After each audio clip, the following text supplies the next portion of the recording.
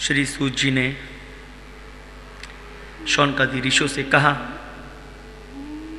भीष्म पितामह ने ये सब ज्ञान पांडव और द्रौपदी से कहकर चतुर्भुज रूप परमेश्वर का ध्यान अपने हृदय में रख लिया और श्री कृष्ण की तरफ देखकर बहुत स्तुति कर कर बोले, हे भगवान श्री कृष्ण, हे पार ब्रह्म, आप केवल अपने भक्तों की इच्छा पूर्ण करने की वस्तु अवतार धारण करते हैं। जिस तरह आप दया की राह मेरे सामने बैठे हैं, उसी तरह कृपया कर कर बैठे रहो, जिसमें प्राण छोड़ते समय तुम्हारे चरणों का ध्यान मेरे हृदय में बना रहे।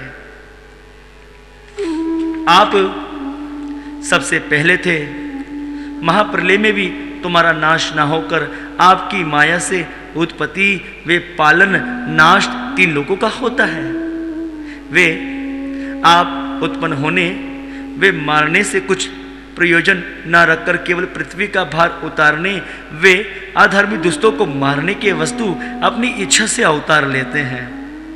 तुम्हारे अवतार लेने का कारण, जिसमें संसारी लोग आपकी सावली सूरत मोहिनी मूर्ति का ध्यान जो सब गुणों से भरी है अपने हृदय में रखें, वे पापों से छुटकर बहुत सागर पार उतर जाए।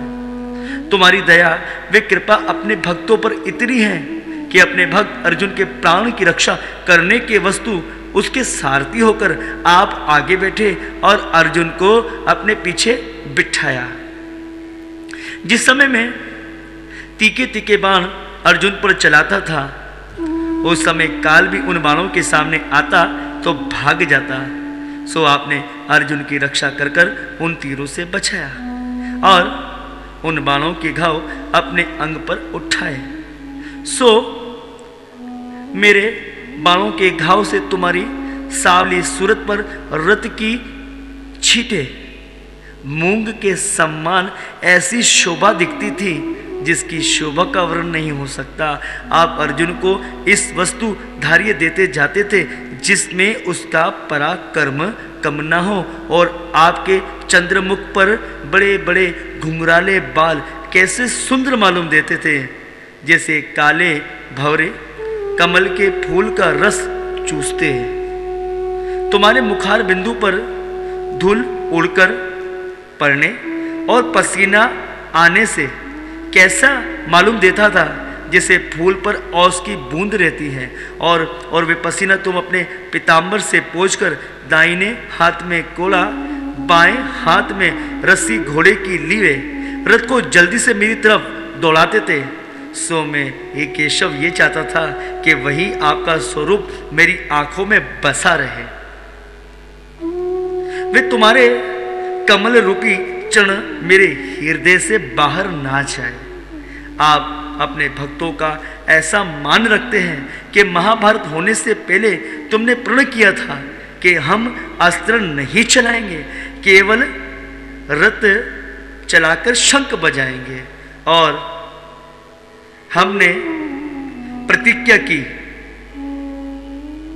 ये प्रतिज्ञा की थी कि जो मैं भीष्म पितामह हूं तो मैं लड़ाई में भगवान श्री कृष्ण से हथियार चलवाऊंगा। सो आपने भक्त पक्ष की राह से विचारा कि मेरे प्राण छूट जावे तो संदेह नहीं, पर मेरे भक्त की प्रतिज्ञा ना छूटे। ये सोचकर जब मैंने अर्जुन के रथ का पहिया तोड़कर घोड़े को मार डाला और उसके रथ की ध्वजा धनुष काट गिरा दिया, तब आप क्रोध कर कर उसी रथ का टूटा हुआ पहिया उठाकर मेरे मारने के वस्तु दौड़े। उस समय तुम कैसे सुंदर मालूम देते थे, जैसे शाम घटा बिजली के साथ बड़े धूमधाम से चले। दौड़ते समय तुम्हारा पीताम्बर जो तुमने ओढ़ रखा था पृथ्वी पर गिर पड़ा। उसके गिरने का कारण कि जब आपने प्रतिज्ञा छोड़कर अस्त्र धरा, तब पृथ्वी ये सोचकर डर के मारे कांपने लगी, श्याम सुंदर ने मेरा भार उतारने के वस्तु अवतार लिया, कहीं वे अपनी प्रतिज्ञा ना छोड़े। पृथ्वी के हृदय की बात तुमने जानकर धार्य देने के वस्तु अपना पीताम्बर घिरा दिया कि तू मत डर, अपने भक्त का प्राण रखने के वस्तु मैंने अपनी प्रतिज्ञा छोड़ी, वे तेरा भार हम उतारेंगे। अरे जिस तरह कोई मनुष्य अपनी वस्तु किसी को आजमाने के लिए गिरा देता है, उसी तरह तुमने भी अपना पीताम्बर गिराकर पृथ्वी को धैर्य दिया। और जब मैं चाहता था कि सब सेना पांडव की मारकर हटा दूं, तब तुम मेरे रथ के चारों तरफ आनकर अपने अनेक रूप दिखाते थे, जिसमें मेरा चित्त घबरा जावे। जब मैं अनेक रूप देखने से व्याकुल होकर ये नहीं समझ सकता था कि इनमें से कौन सा रूप सत्य है और कौन सा स्वरूप माया का है, तब फिर तुम अपने निज रूप में मेरी प्रश्न करते थे। जब मैं उन बातों को सोचता था तब मुझे बड़ी लज्जा आती थी और मैं अपने को अपराधी समझकर आपके सामने अपना मुंह नहीं दिखा सकता था। आप दयालु अपने भक्तों को ज्ञान देकर उनका मनोरथ पूर्ण करने वाले हैं, इसलिए तुमने मुझे जो मरण हासन पर पड़ा है बिना बुलाए आकर अपना दर्शन दिया। नहीं तो मरते समय बड़े बड़े मुनि, ऋषिवर और ज्ञानियों के ध्यान में भी तुम्हारा दर्शन जल्दी नहीं मिलता। किस वस्तु के अंत समय मनुष्य को इतना दुख होता है, इतना कष्ट, जैसे कि 60,000 बिच्छू के एक साथ डंग मारने से होता है। इसलिए उस समय पीड़ा से मनुष्य अचेत होकर उनका चित्त ठिकाने नहीं रहता। उस समय तुम्हारी कृपा होने से जिसे ज्ञान बना रहता है, वे आदमी तुम्हारे चरणों का ध्यान हृदय में रखकर बहुत सागर उतर जाता है। इसलिए मैं तुमसे यही चाहता हूं कि ये स्वरूप आपका मेरी आंखों के भीतर बसाकर तुम्हारे चरणों में मेरा मन लगा रहे। ये स्तुति करने के बाद भीष्म पितामह ने पारब्रह्म परमेश्वर का ध्यान अपने हृदय में रखकर श्याम सुंदर और ऋषिवरों मुनीश्वरों को दंडवत प्रणाम कर अपनी आंखें बंद कर ली और योग अभ्यास के साथ अपना तन छोड़कर वैकुंठ वास पाया। उस समय देवताओं ने आकाश से उन पर फूलों की वर्षा की। सूत जी ने शौनकादि ऋषियों से कहा कि भीष्म पितामह के मरने का शोक भगवान श्री कृष्ण पांडव ने बहुत किया। फिर मुरली मनोहर ने राजा युधिष्ठिर को समझाया, जिस तरह की मृत्यु संसार में भीष्म पितामह ने पाई, इस तरह की मृत्यु दूसरे को पाना बहुत दुर्लभ है। संसार में जिसने तन धारण किया वे एक दिन अवश्य मरेगा।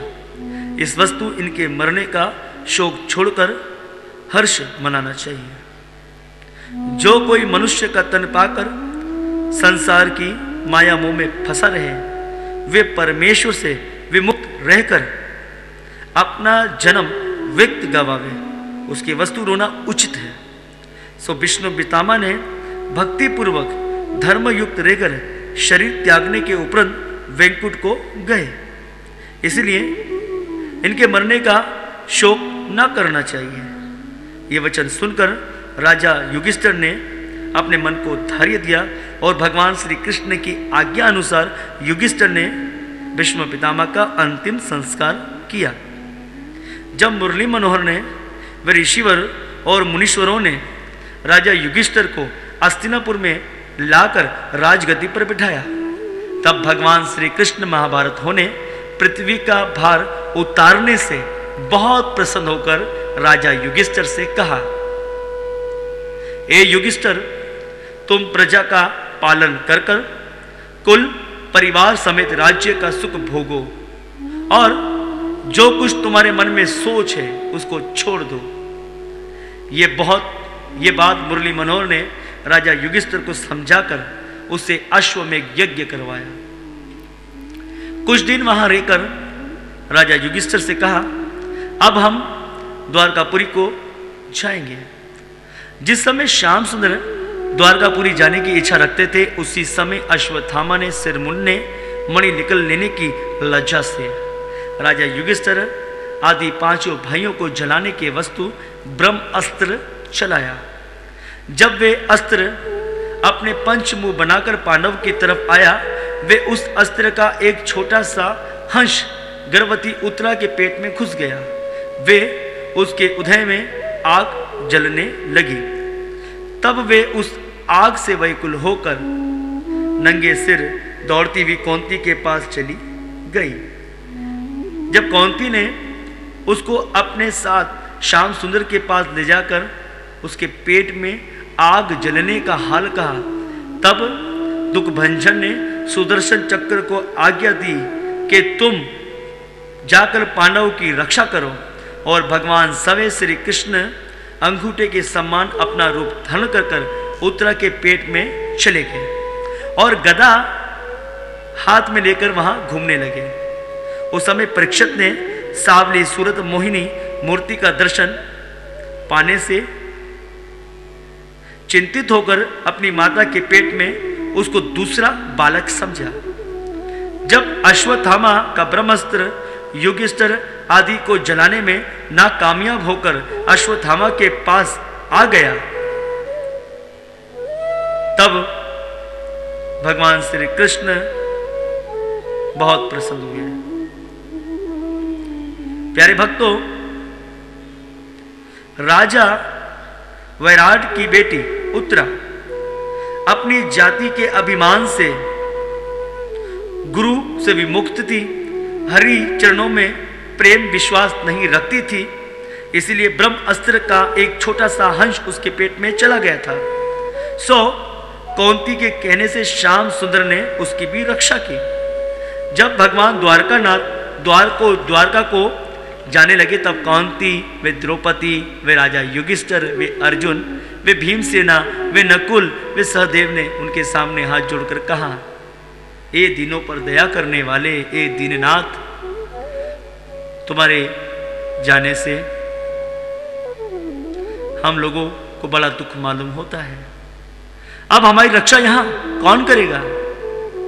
जितना सुख हमको तुम्हारे चरणों के दर्शन पाने से मिलता था, उतना आनंद इस राजगद्दी पाने से नहीं है।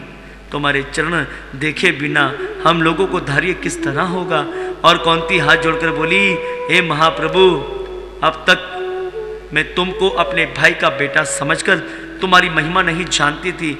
अब मुझे विश्वास हुआ कि आप पार ब्रह्म परमेश्वर होकर संसारी जीवों की उत्पत्ति, पालन, नाश करते हैं और मेरे बेटों ने महाभारत में तुम्हारी कृपा से विजय पाई और आप सब ऋषिवरों और मुनीश्वरों अपने भक्तों को दर्शन देने और भवसागर पार उतारने और धर्म की रक्षा करने के वस्तु अवतार धारण करते हैं। नहीं तो तुम्हें क्या प्रयोजन था जो सब जीवों के मालिक होकर मत्स्य, शुक्र आदि अवतार लेते हैं? तुमने वसुदेव देवकी के घर में जन्म लेकर उनको एक बार कैद से छुड़ाया। मुझे और मेरे बेटों पर जब जब कष्ट पड़ा, तब तब तुमने दया की राह आनकर हम लोगों का दुख दूर किया। अब मैं ऐसा जानती हूं कि तुम हम लोगों को राज्य देकर जाते हो, इसलिए हमारी सुध भूल जाओगे। सो मुझे राज्य की इच्छा ना होकर फिर इसी तरह विपत्ति चाहिए, जिसमें तुम्हारा दर्शन सदा होता था। वे सुख राज्य किस काम का जहां तुम्हारे दर्शन ना मिले? धन मिलने से अभिमान अधिक होकर तुम्हारा भजन नहीं बन पड़ता, इसीलिए तुम तीनों पर अति दयालु होते हो। मनुष्य की वस्तु वे बात अच्छी होती है जिसमें परमेश्वर का ध्यान बना रहे। राज्य सोना पाने से मनुष्य संसारी सुख में भूलकर परमेश्वर का प्रेम छोड़ देता है और आप सबके मालिक ईश्वर होकर किसी का डर नहीं रखते। सूर्य और चंद्रमा तुम्हारी आज्ञा से दिन रात्रि फिरा करते हैं और फिर अपने भक्तों पर तुम ऐसी कृपा दया करते हो कि यशोदा पर दयालु होकर तुम अपनी इच्छा से उखल से बंध गए। नहीं तो तीन लोकों में कौन ऐसा है जो तुम्हारी तरफ आंखें उठाकर देख सके? अरे जहां काल भी तुमसे डरकर कांपता है, वहां तुम यशोदा की छड़ी से डरते थे। ये सब लीला आपने अपने भक्तों को सुख देने के वस्तु संसार में की। अब मैं ये चाहती हूं कि बेटा, वे भाई आदि सब परिवार के प्रति मेरे मन से छूटकर आठों पैर तुम्हारे चरणों का ध्यान हृदय में बना रहे, जिसके प्रभाव से मैं भव सागर पार उतर जाऊं। जब ये बात कहकर कौंती श्याम सुंदर के जाने का सोच कर अति विलाप कर रोने लगी। तब मुरली मनोहर ने अपनी माया उनसे हटा दी और मुस्कुराकर बोले, हम तुमको नहीं भूलेंगे भुआ, तुम हमारी माता की जगह हो। हमको द्वारका से आए बहुत दिन हुए, अब द्वारका जाकर हम सबको देखना चाहते हैं। अरे उद्धव भी हमसे कहते हैं कि चलो, ये जल्दी कर रहे हैं, हमें जाना है। ये वचन सुनकर राजा युधिष्ठिर ने अर्जुन से कहा, अरे अर्जुन, तुम अपनी सेना शूरवीर साथ लेकर श्याम सुंदर को बड़े यत्न से द्वारका में पहुंचा दो। किस वस्तु के? मेरे शत्रु बहुत है और महाभारत की लड़ाई में मुरली मनोहर हमारे सहायक थे। ऐसा ना हो कि कोई हमारा शत्रु राह में उपद्धि करे। जब अर्जुन राजा युधिष्ठिर की आज्ञा पाकर श्री कृष्ण के साथ द्वारका जाने के वस्तु तैयार हुए और श्याम सुंदर सब किसी से विदा होकर रथ पर बैठकर चले, तब राजा युधिष्ठिर आदि सब हस्तिनापुर वासी त्रिभुवन पति के सहन में विलाप करते हुए उनके पीछे दौड़े। वहां के सब स्त्रियां रुदन कर आपस में कहने लगी, अरे देखो, धन्य भाग ब्रज रानियों के हैं जो श्याम सुंदर त्रिभुवन पति के साथ रास लीला कर अपना जन्म सफल करती है, और बड़े भाग्य रुक्मणी आदि 16,108 स्त्रियों के समझने चाहिए जो ऐसा सुंदर मोहिनी मूर्ति स्वामी पाकर उनके साथ भोग और विलास करती है। ऐसी ऐसी बातें एक दूसरी कहकर श्याम सुंदर पर फूल बरसाती थी। वे केशव मूर्ति उनकी बातें सुनकर सच्चे प्रेम देखकर अपनी तिरछी चितवन से उनको देखते सुख देते हुए चले जाते थे। उस दिन श्री कृष्ण के वियोग का दुख जितना हस्तिनापुर वासियों को हुआ उसका हाल वर्णन नहीं हो सकता। जब श्री दीनानाथ ने देखा कि ये सब मेरे प्रेम में दूर तक चले आए, तब अपना रथ खड़ा कर सबको धैर्य देकर विदा किया। तब वे लोग पछताते हुए हस्तिनापुर को चले गए।